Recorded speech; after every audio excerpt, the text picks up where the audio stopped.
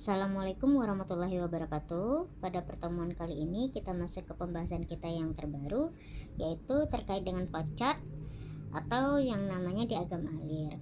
Nah, flowchart di sini merupakan gambaran dari representasi atau grafis dari representasi langkah-langkah algoritma ataupun proses. Jadi kalau di dalam logika dan algoritma, si flowchart di sini biasanya digunakan untuk menghubungkan bagaimana sih langkah-langkah dalam pemecahan masalah, tetapi digambarkan dalam bentuk visual.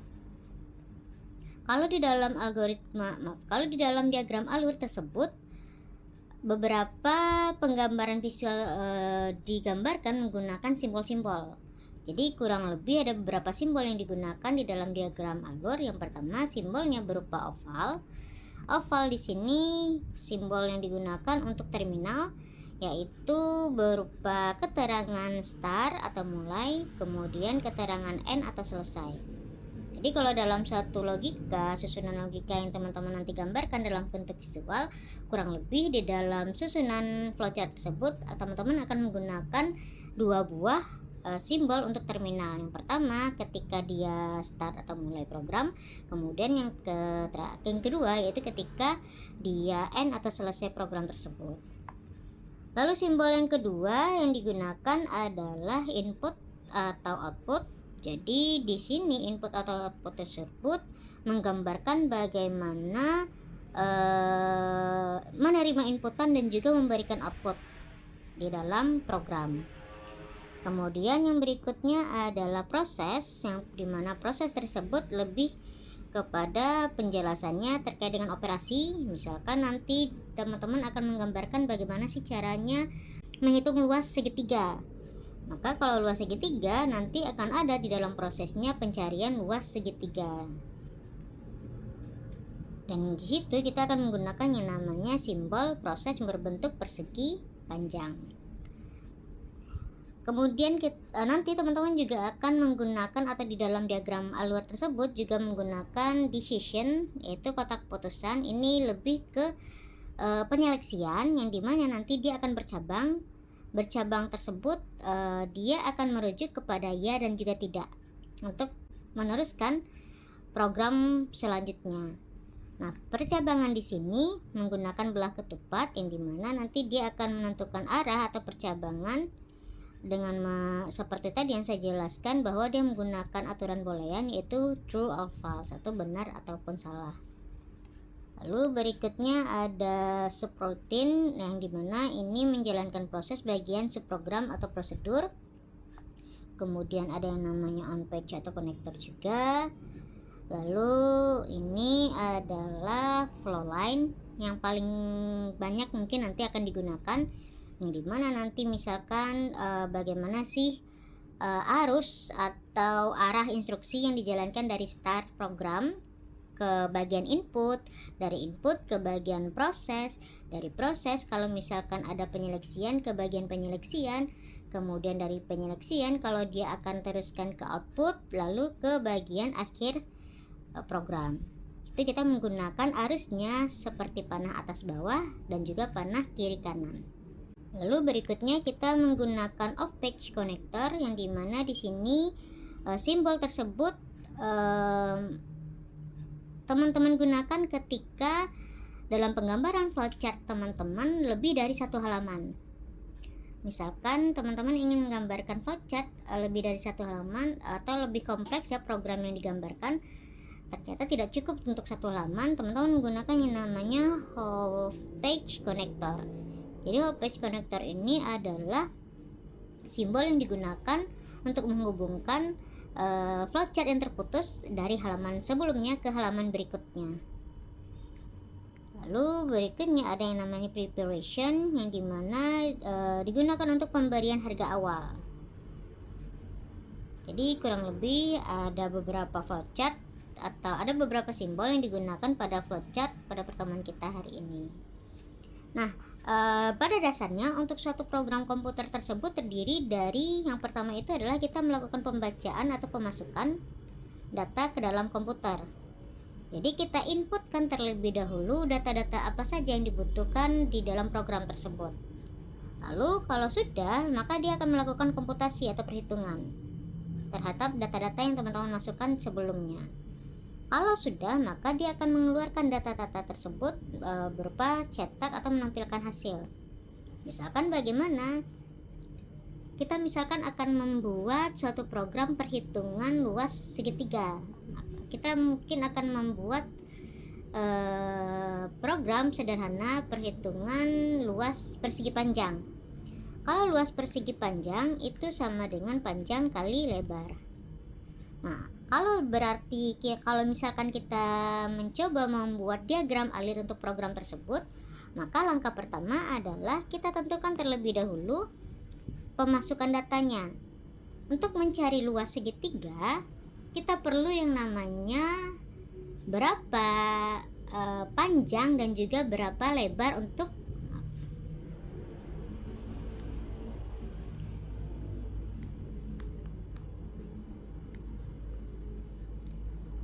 mencari luas persegi panjang. Kita perlu yang namanya berapa sih panjang dan juga berapa sih lebar untuk persegi panjang tersebut.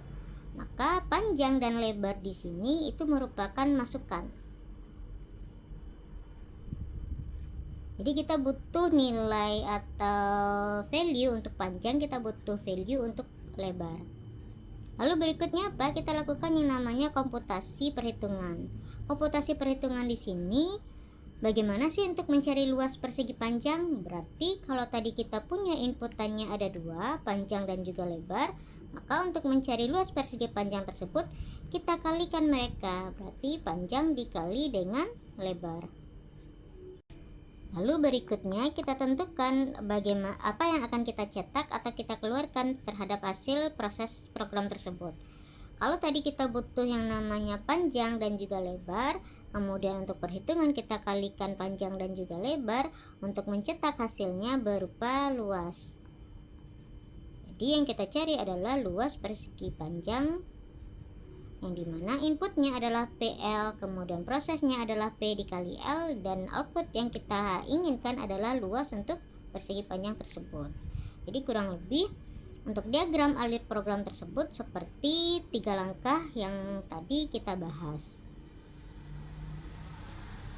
Nah, di sini ada beberapa flowchart untuk strukturnya. Yang pertama itu adalah struktur sequence, atau ini merupakan struktur sederhana pada bagian flowchart. Nah, kenapa kita katakan sederhana? Karena memang dia hanya terdiri dari bagian input proses awal atau inputan, kemudian dia masuk ke proses atau operasi, lalu dia masuk ke output, lalu selesai. Jadi kalau struktur atau sequence ini adalah bentuk dari flowchart yang paling sederhana. Kalau teman-teman lihat, dia hanya terdiri dari 2 buah internal, yaitu start dan juga selesai atau finish. Kemudian ada bagian input, ada bagian output, lalu ada bagian proses. Di sini kita memiliki contoh flowchart untuk mencari atau menghitung luas segitiga. Nah, untuk menghitung luas segitiga menggunakan flowchart berarti kita lakukan start terlebih dahulu menggunakan internal start. Lalu untuk mencari luas segitiga kita butuh yang namanya alas. Kita butuh yang namanya tinggi. Maka untuk mencari luas segitiga, inputan yang kita butuhkan adalah alas dan juga tinggi. Nah, untuk membuat inputan tersebut, maka kita masukkan alas dan juga kita masukkan tinggi. Teman-teman dapat menggambarkannya dalam bentuk 2 buah simbol, atau teman-teman juga dapat menjadikannya ke dalam bentuk 1 simbol.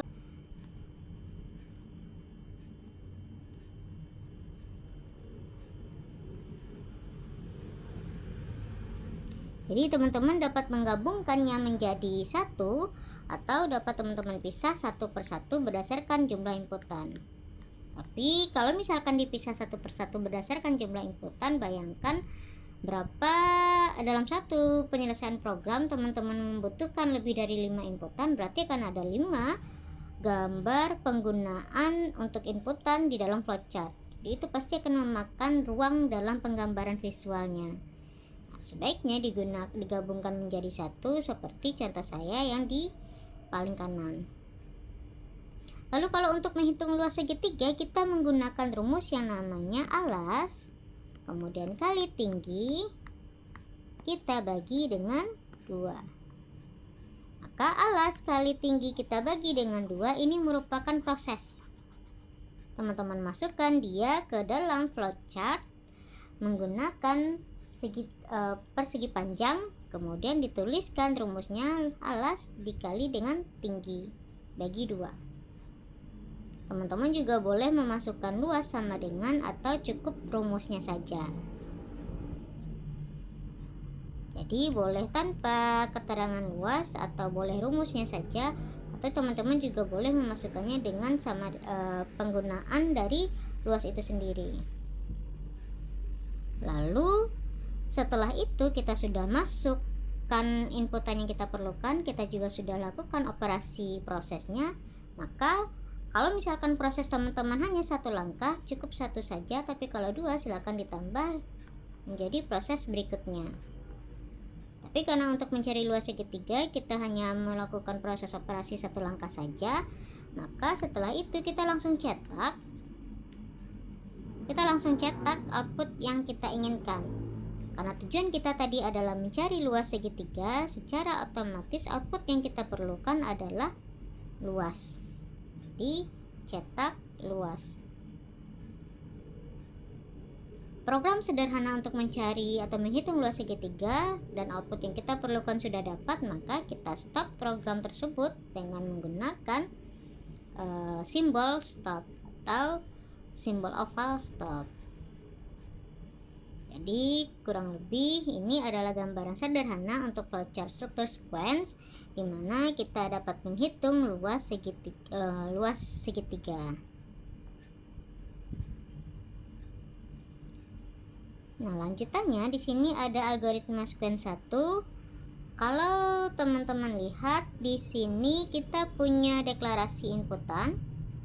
Ada deklarasi inputan kita. Ini inputan kita ya. Nah, teman-teman masih ingat tipe integer itu bagaimana? Tipe integer itu tipe data yang seperti apa? Jadi tipe integer itu adalah tipe data bilangan bulat.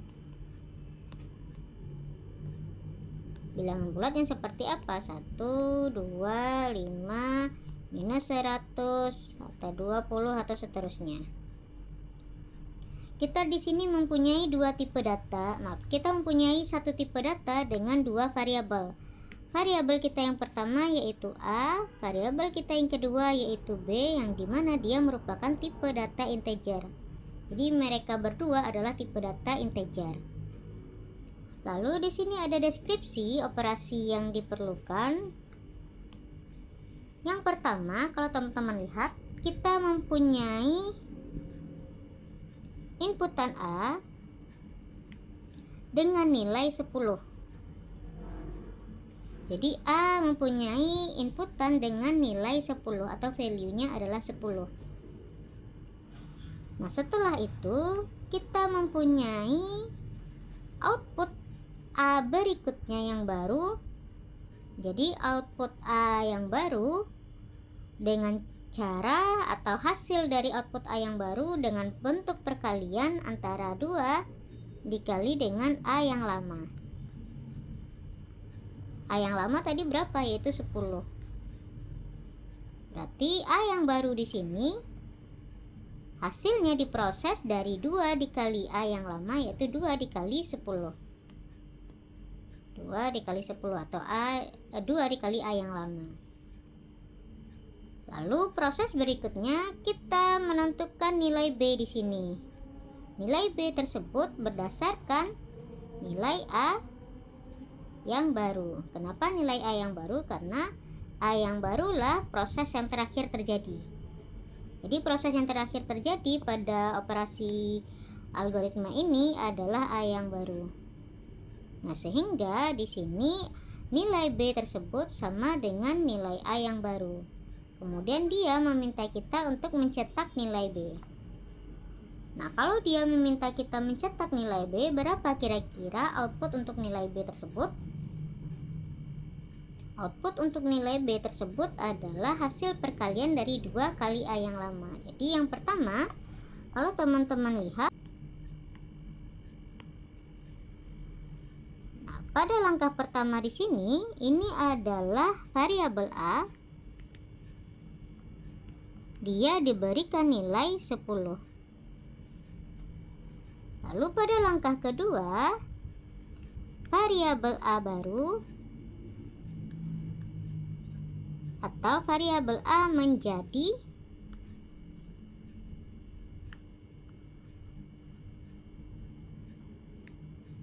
2 dikali dengan 10. Kenapa 2 dikali 10 atau 2 dikali dengan 2 kali A sebelumnya, atau sama dengan 2 kali 10 untuk nilai A. Lalu pada proses yang ketiga, kalau teman-teman dilihat di sana, variabel B, kita mempunyai nilai variabel B tersebut sama dengan variabel A. Lalu yang terakhir, dia meminta cetak variabel B,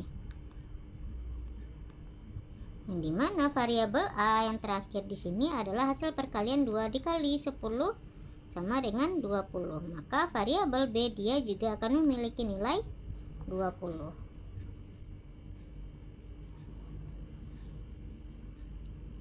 Ini adalah bentuk penyelesaian yang tadi algoritma sequence pertama.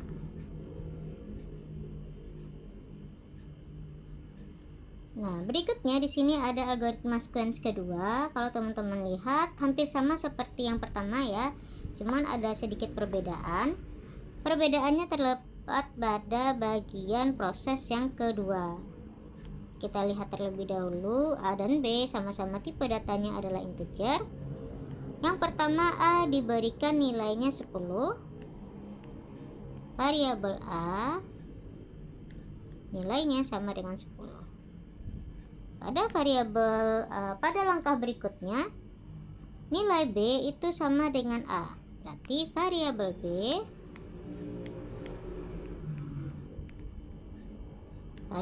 B sama dengan variabel A. Langkah berikutnya, ternyata variabel A nilainya adalah 2 kali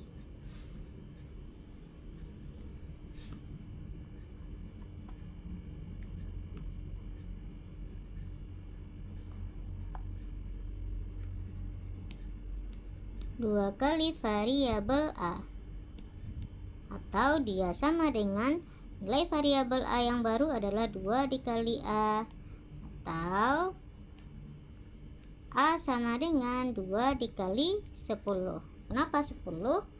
Karena untuk variabel A sebelumnya nilainya adalah 10. Lalu yang terakhir, dia meminta kita untuk mencetak nilai B atau variabel B. Untuk mencetak nilai variabel B, kira-kira berapa nilai untuk si variabel B tersebut? Nilai pada variabel B itu adalah 10. Beda seperti tadi ya, kalau yang tadi nilai variabel B-nya adalah 20. Kenapa 10? Kalau teman-teman lihat, perubahan nilai variabel B itu atau variabel B itu muncul pada tahap kedua, yaitu variabel B sama dengan variabel A. Sedangkan pada tahap yang ketiga di sini tidak ada perubahan nilai pada variabel B, yaitu hanya terdapat perubahan nilai pada variabel A saja. Jadi yang berubah adalah nilai variabel A. Variabel B tetap memiliki nilai sama dengan variabel A sebelumnya, yaitu 10. Nah, di sini yang terakhir langkahnya itu adalah kita diminta untuk mencetak nilai B, yang dimana nilai B tersebut tidak berubah sama sekali pada proses yang kedua. Dia tetap bernilai 10.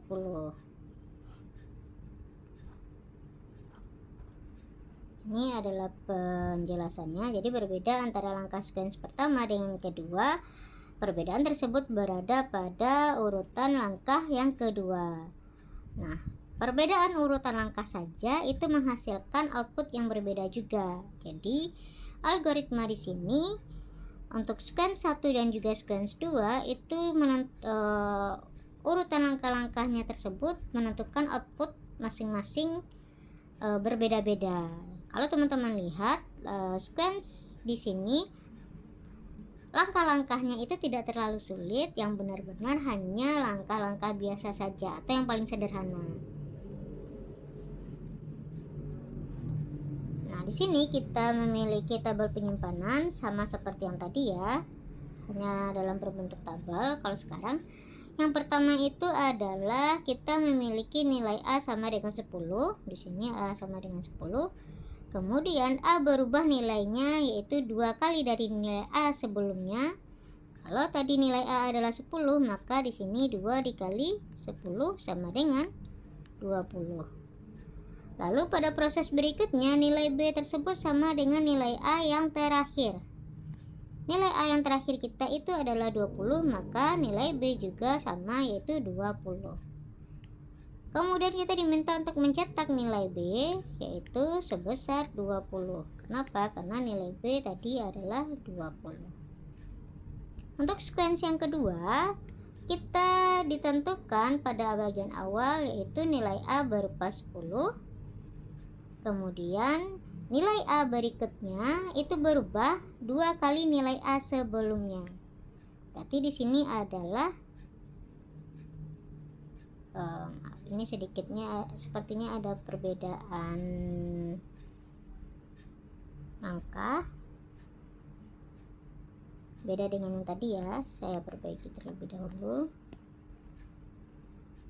Nah, seharusnya di sini stepnya adalah B A, lalu ini adalah A 2 kali A. Nah, pada langkah kedua ternyata nilai B tersebut sama dengan A sebelumnya, sehingga nilai B itu berubah menjadi 10. Kenapa 10? Karena A sebelumnya adalah 10. Kita hapus karena salah ya. Lalu proses berikutnya adalah A. Nilai A yang baru berarti di sini adalah hasil dari perkalian 2 dikali dengan nilai A sebelumnya. Berarti di sini A tersebut adalah 20. Kenapa 20? A sebelumnya adalah 10, berarti prosesnya adalah 2 dikali 10 sama dengan 20. Pada proses terakhir kita diminta untuk mencetak nilai B. Nilai B kita terakhir itu adalah 10. Maka di sini output kita itu berubah menjadi 10. Nanti untuk PPT yang terbaru yang saya kirimkan adalah yang sudah diperbaiki. Nah, kita coba untuk membuat latihan. Di sini kita memiliki X itu diberikan nilai 100, maka di sini kita tulis X-nya adalah 100. Kemudian Y itu adalah proses operasi dari X dikurang 25, maka Y kita di sini adalah 75.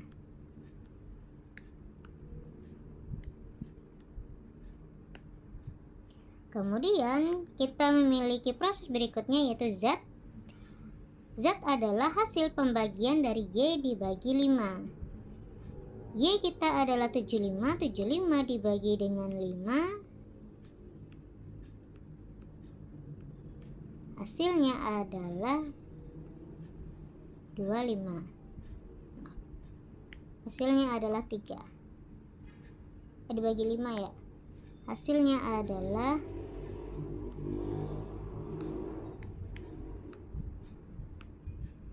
15. Berarti Z kita adalah 15.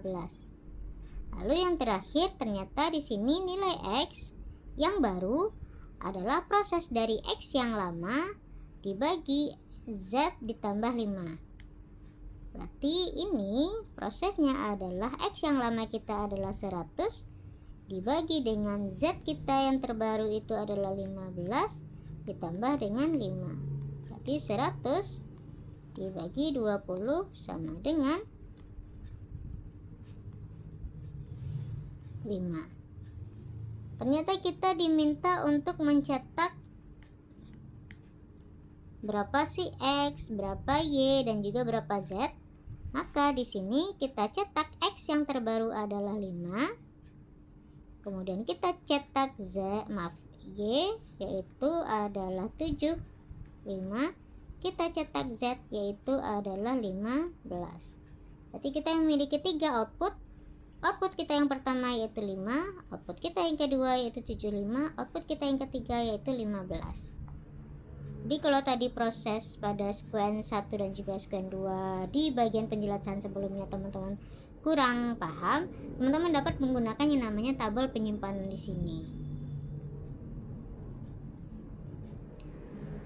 Lalu berikutnya adalah di sini kita diminta untuk menjumlahkan 2 buah bilangan positif. Jadi membuat flowchart untuk menjumlahkan 2 buah bilangan positif, kemudian cetak hasilnya juga. Nah, kalau untuk menjumlahkan 2 bilangan positif dan cetak hasilnya, algoritma kita yang pertama itu adalah berarti kita punya 2 buah bilangan. Di sini ada 2 bilangan ya. Berarti kita punya 2 buah inputan. Inputan kita ada 2. Teman-teman boleh berikan dia nama variabel, yaitu variabel A juga variabel B. Kita punya 2 buah bilangan positif, berarti di sini A dan B itu adalah positif. Kita melakukan penjumlahan 2 buah bilangan, berarti yang pertama kita masukkan terlebih dahulu bilangan A. Kemudian kita masukkan juga bilangan B. Lalu kita jumlahkan bilangan A dan juga bilangan B. Yang terakhir adalah kita cetak hasilnya. Nah, di sini cetak hasilnya berarti kita butuh yang namanya output untuk hasil. Inputan kita punya 2 bilangan tadi. Inputan kita punya 2 bilangan. Variabelnya adalah A dan juga B. Lalu output kita juga harus mempunyai variabel. Output yang diminta cukup 1 saja. Teman-teman boleh memberikan namanya bebas. Kalau di sini kita coba memberikan nama variabel output itu cukup jumlah saja. Jadi variabel output kita di sini jumlah. Bagaimana flowchartnya? Flowchartnya yang pertama adalah kita gambarkan terlebih dahulu oval untuk mulai. Kita gambarkan input kita, bisa teman-teman tulis seperti ini juga. Masukkan atau inputkan A, B. Bebas ya, boleh teman-teman pisah satu persatu seperti ini atau gabung menjadi seperti yang sebelah kanan. Lalu kita masuk ke bagian operasi A ditambah B. Kemudian kita cetak jumlah menggunakan simbol cetak. Dan yang terakhir itu adalah selesai.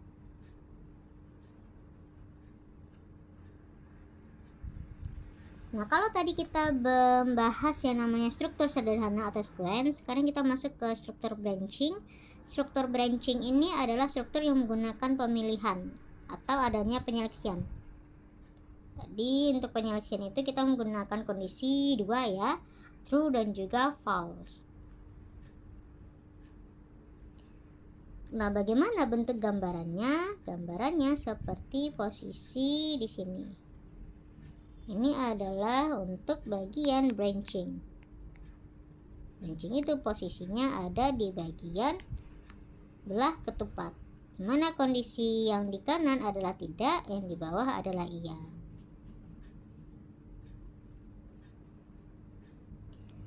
Nah, di sini ada studi kasus. Yang pertama kita diminta untuk menentukan bilangan apakah dia bilangan genap atau bilangan ganjil. Jadi kita diminta untuk membuat program sederhana. Silakan tentukan bilangan genap ataupun bilangan ganjil pada inputan bilangan awal. Kalau kita ingin menentukan bilangan genap dan juga bilangan ganjil, berarti kita perlu memasukkan bilangan atau angka tersebut terlebih dahulu. Jadi inputan kita di sini teman-teman boleh menjadikan dia berupa variabel bilangan.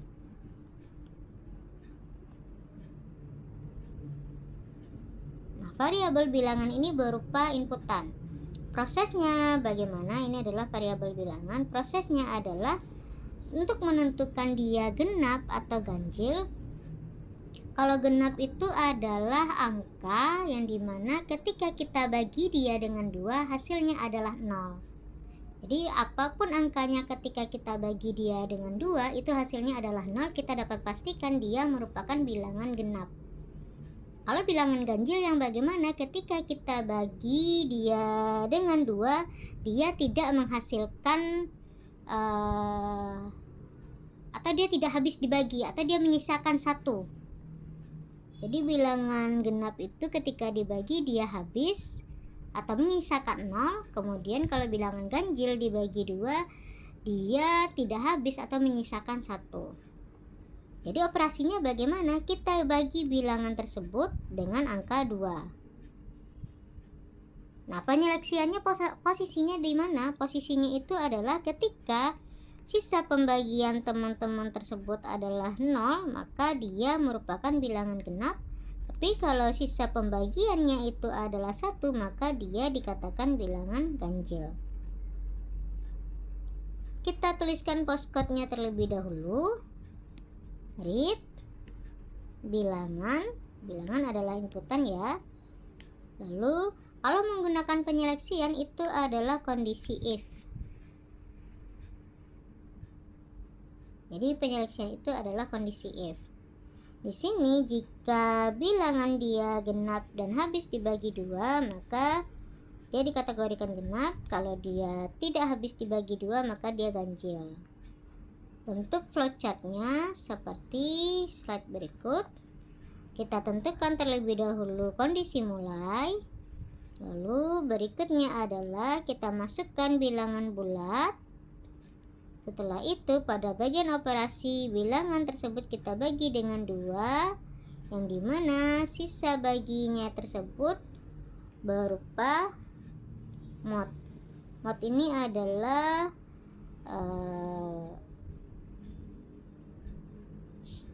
short atau sintak yang teman-teman gunakan untuk mencari sisa bagi. Atau teman-teman juga dapat menggunakan simbol kemarin itu waktu pada pertemuan kita sebelumnya terkait dengan tipe data. Silahkan menggunakan simbol untuk mencari sisa bagi. Jadi di sini untuk operasinya adalah jika sisa bagi kita bagi dengan 2, prosesnya mencari sisa bagi. Kalau sisa baginya di sini adalah sama dengan 0, kalau sama dengan 0, kondisinya iya, dia merupakan bilangan genap. Tapi kalau dia tidak sama dengan 0, maka dia bilangan ganjil. Nah, semuanya berakhir pada bagian panah sebelum selesai. Kalau sudah bertemu, baru kita selesaikan projectnya atau programnya.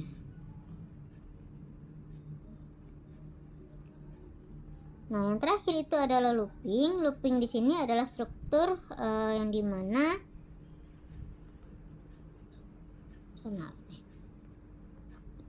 Nah, looping di sini adalah bentuk program yang dimana digunakan untuk eksekusi yang berulang-ulang atau looping itu artinya adalah perulangan. Contohnya untuk posisi looping itu, kalau teman-teman lihat, ada bagian penyeleksian di sini, dia kembali ke bagian proses sebelumnya. Jadi dia panahnya mengarah ke atas untuk proses sebelumnya. Contohnya di sini adalah perulangan. Kalau teman-teman lihat, ini perulangan yang bagaimana? Kita punya di sini kondisi awal dan juga kondisi akhir. Kita punya inputan berupa bilangan sama dengan 1. Jika bilangan sama dengan 1, masuk ke bagian proses operasi itu bil kecil dari 10.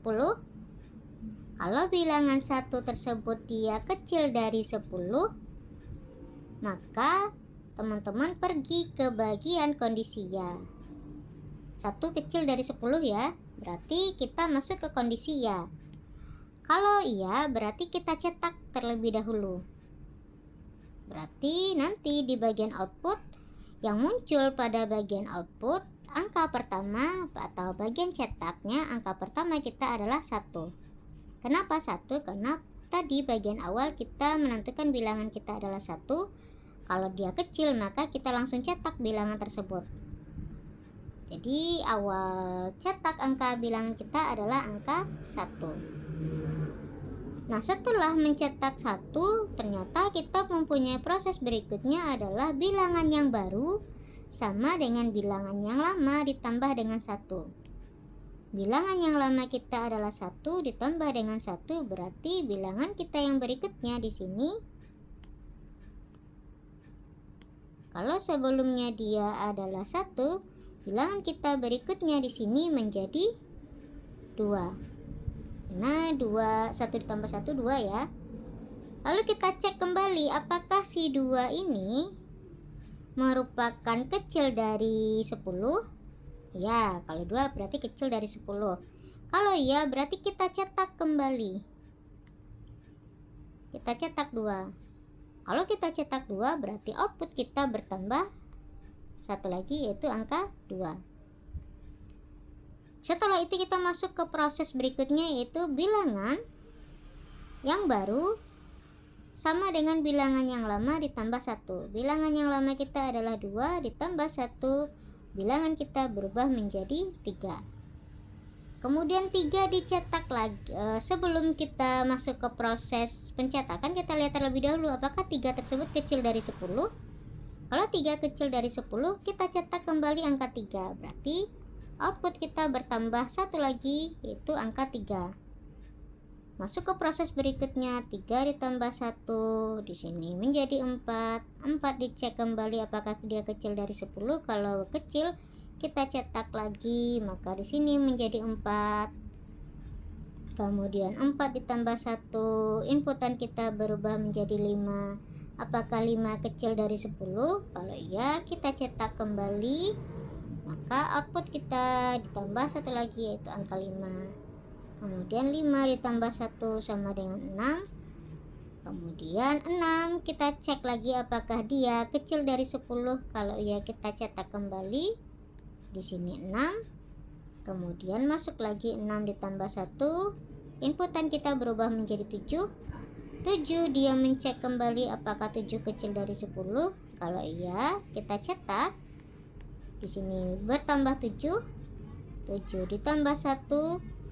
Inputan kita berubah menjadi 8. 8 kemudian dicek kembali apakah bilangan 8 tersebut kecil dari 10. Kalau iya, kita cetak lagi.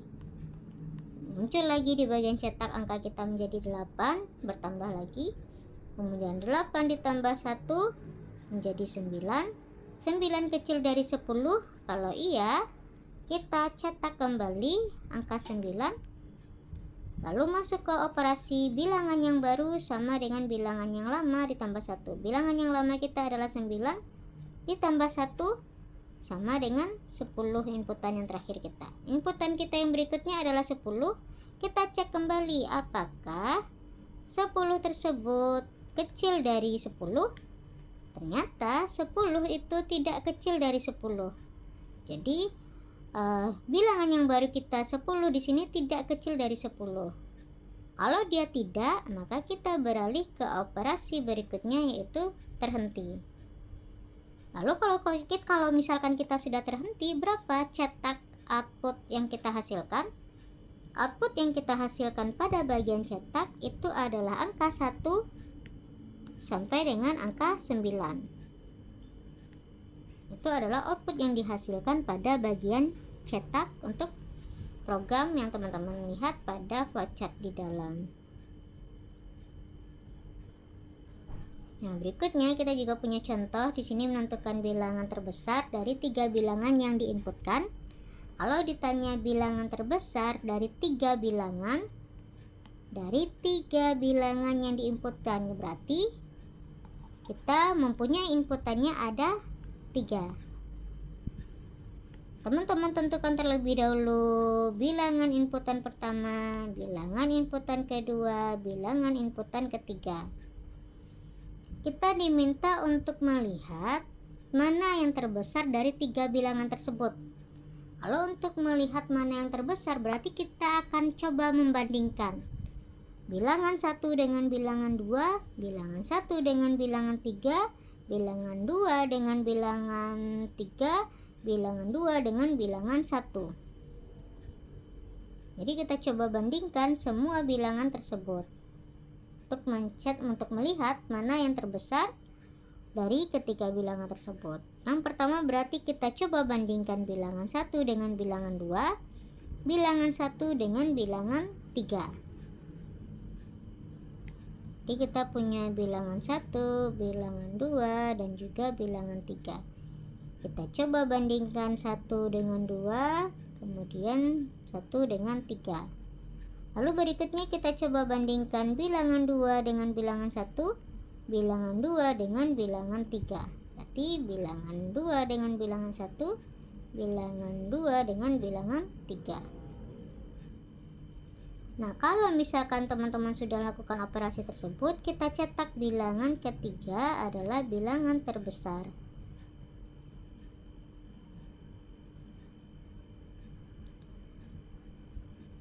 Nah, kurang lebih seperti ini gambaran flowchartnya. Yang pertama kita kondisi mulai. Kita punya 3 inputan, atau teman-teman dapat gabungnya menjadi 1.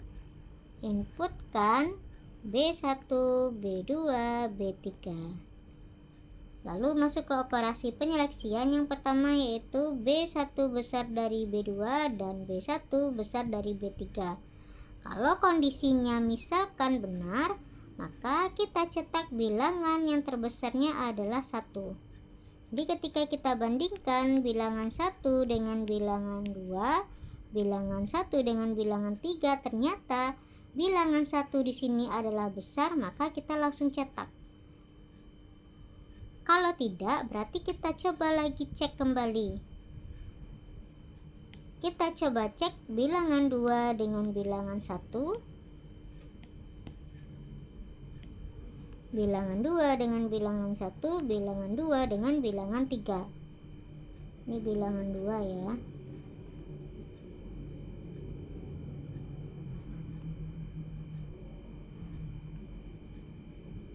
Jadi bilangan 2 dengan bilangan 1, bilangan 2 dengan bilangan 3. Kalau ternyata bilangan 2 di sini besar, maka kita cetak dia bilangan 2 adalah bilangan terbesar. Oh, ternyata kalau setelah diperiksa juga bilangan 2 tidak dalam kondisi besar, di sini iya ya. Kalau tidak,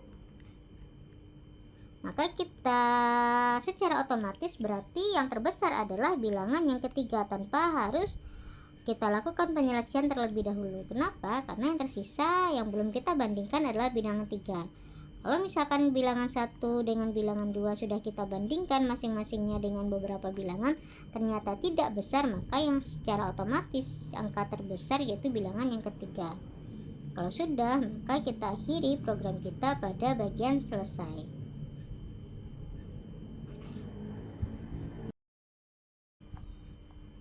Yang pertama di sini kita diberikan voucher sebagai berikut. Jika inputan gross sama dengan 10, maka hasil cetaknya adalah, kalau gross kita di sini dia adalah 10, maka posisi gross tersebut untuk proses berikutnya adalah 10 dikali 144. Maka hasil cetak kita nanti adalah 144 atau 1440. Jadi gross dikali 144, 10 dikali 144 adalah 1440. Itu adalah hasil cetak kita untuk latihan yang pertama. Latihan kita yang kedua, di sini kita diberikan flowchart, kemudian terdapatnya nilai R. Ditentukan bahwa nilai R itu adalah inputan sebesar 20. Maka nilai cetak pada variabel keliling itu adalah berapa? Nah, kita lihat terlebih dahulu ternyata ada kondisi start di sini. Lalu ada ketentuan P itu adalah 3,14. Kemudian kita inputkan, ternyata di sini disuruh inputkan nilai R, yaitu R adalah 20. Lalu untuk proses berikutnya adalah 2 dikali 3,14 dikali 20. Nah, untuk mencari keliling kita lakukan operasi perkalian untuk bagian keliling lingkaran. Nah, di sini kita akan mengalihkan 2 dikali 3,14 dikali dengan 20, hasilnya adalah 125,6. Berarti cetak keliling atau variabel kel itu adalah 125,6.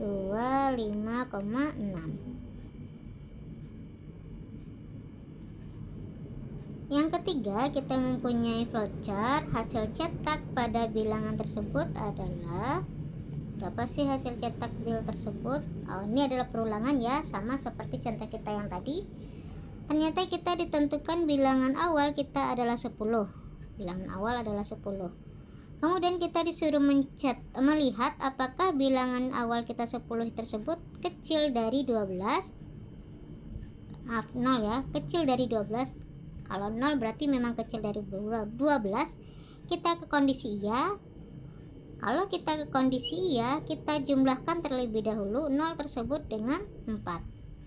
Karena bilangan yang baru adalah proses dari bilangan yang lama ditambah 4. Berarti 0 ditambah 4, cetak kita yang pertama adalah 4.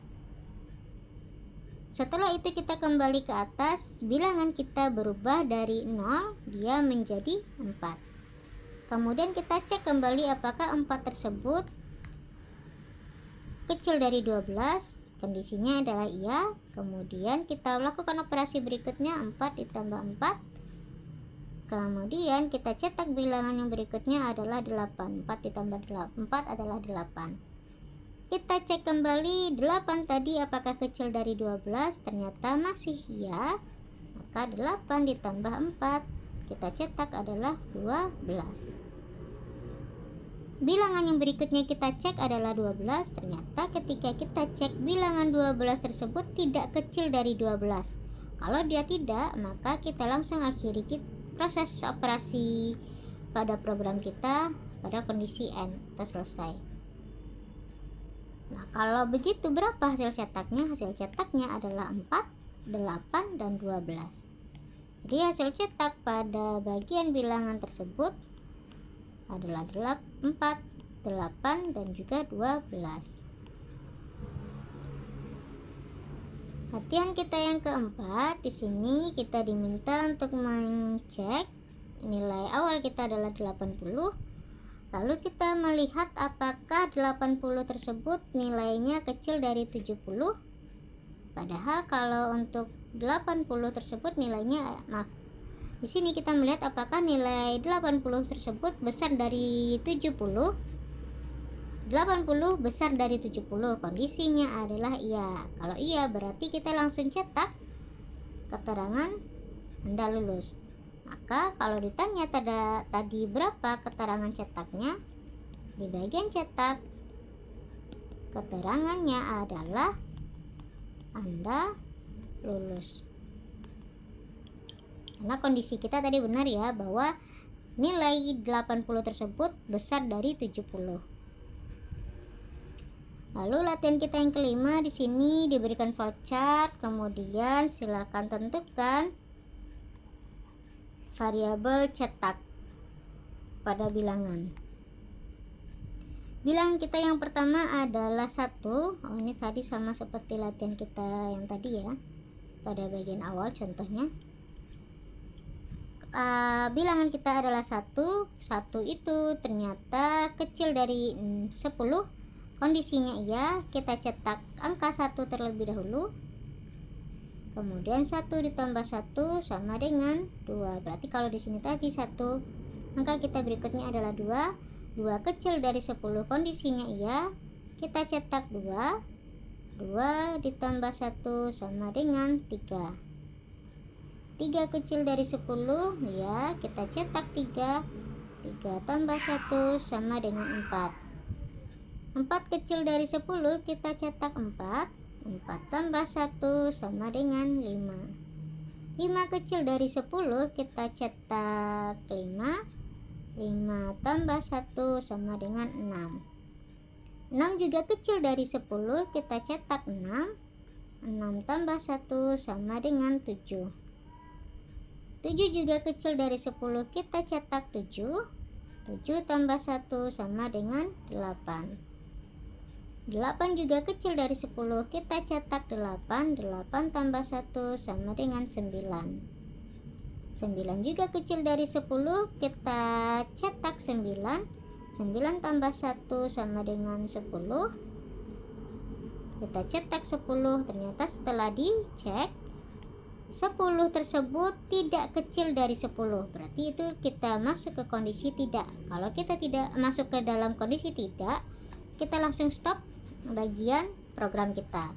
Berarti berapa bagian cetak bilangan kita? Cetak bilangan kita itu menjadi 1, 2, 3, 4, 5, 6, 7, 8, dan 9. Itu adalah hasil cetak pada bilangan variabel bilangan. Nah, di sini kita diminta untuk buatlah flowchart dan program Python untuk membaca 6 bilangan bulat A, B, C, D, E, F, kemudian hitung jumlah rata-rata dari bilangan tersebut. Cetak jumlah bilangan dan rata-ratanya. Berarti kita punya 6 buah inputan A, B, C, D, E, F. Kemudian hitung A ditambah B ditambah C ditambah D ditambah F. Kemudian hitung juga A ditambah B ditambah C ditambah D ditambah F dibagi 6. Lalu yang terakhir adalah kita coba cetak dan hitung jumlah rata-ratanya. Di sini kita mulai dari start.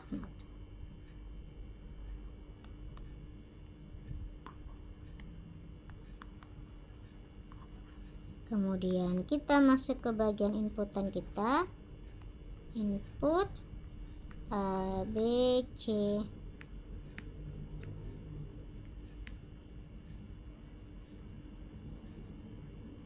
D, E, F.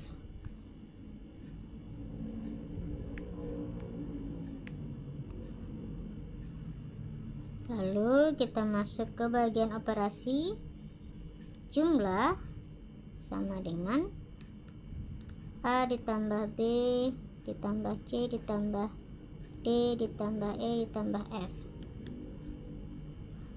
Kita masuk operasi berikutnya adalah rata-rata sama dengan A ditambah B ditambah C, atau karena tadi sebelumnya kita sudah punya jumlah, berarti jumlah variabel jumlah kita bagi dengan 6. Kenapa kita tidak tulis lagi A ditambah B ditambah C ditambah D dan juga ditambah F? Karena operasi